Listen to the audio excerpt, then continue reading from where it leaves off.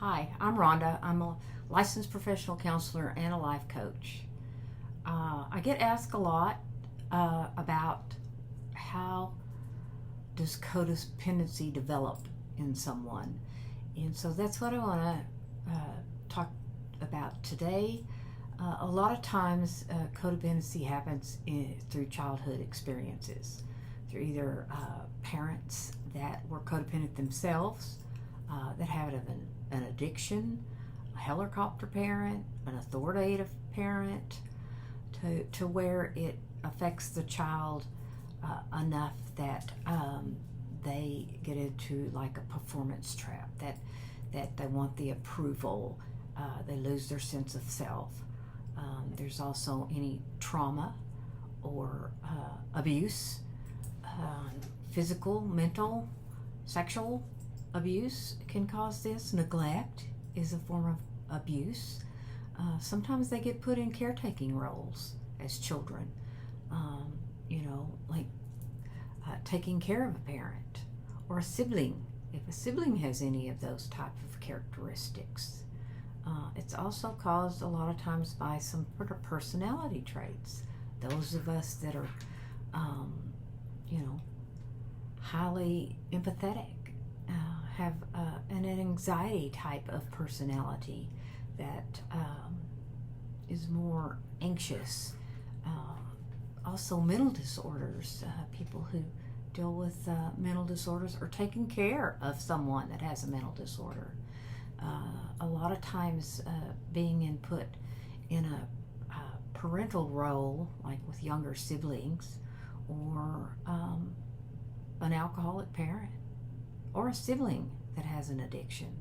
Any type of addiction, a lot of times, can a person that is close to this person in their family, they develop those traits that go along that make them codependency.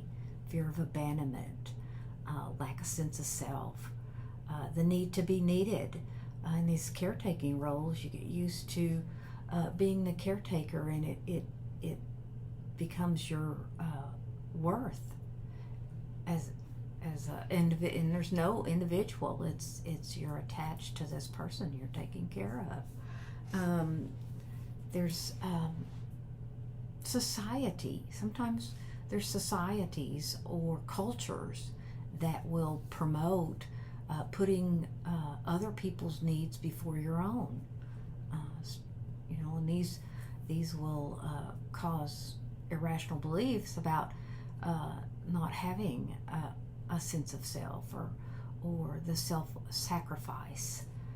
Fear of abandonment a lot of times develops in relationships where,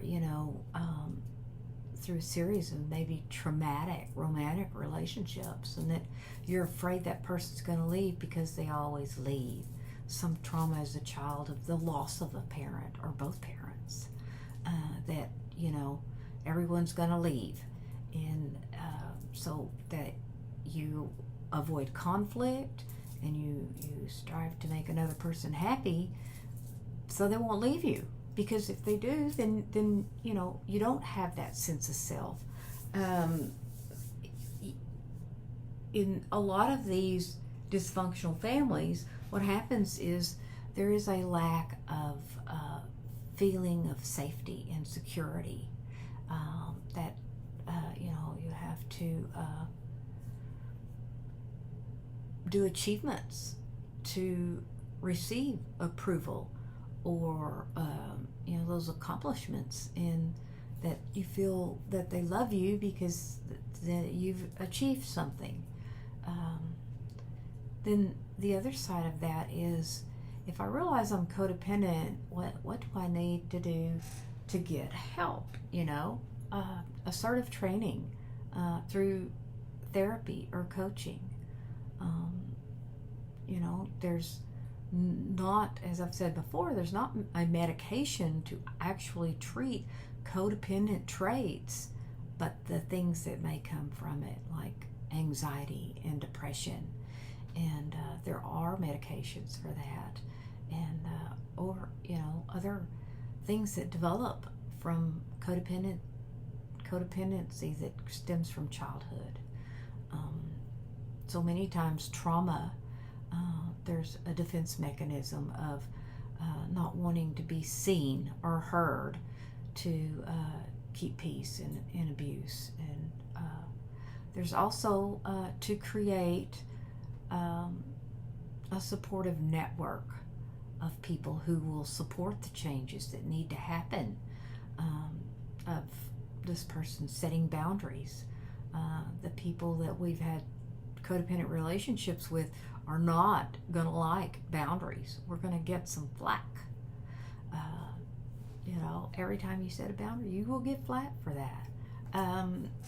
So there's so many factors.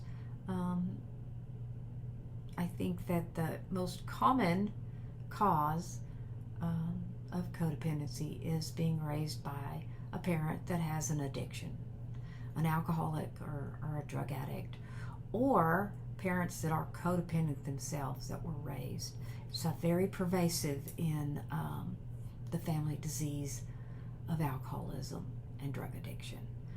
Those family members become codependent and don't have a sense of self because the focus in those family systems are the addicted person. And so, and if that person, then the other parent is codependent, then those two factors, it's environmentally taught.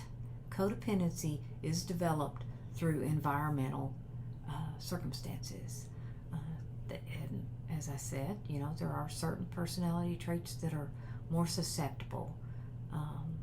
And it's not always childhood. It can happen in adulthood, to where something traumatic happens and the person will diminish a sense of self to stay adaptive in their environment. Does this always happen in all of these situations? No. There are people that were raised by alcoholics that aren't codependent, and it's according to their personality traits and their influences outside of the home. If you like what I share, please subscribe to my channel.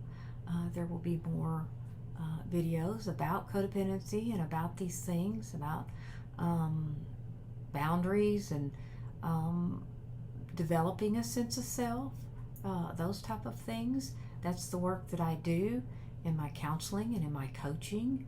I've developed a step-by-step process to help to promote a sense of safety and security, to learn how to love yourself.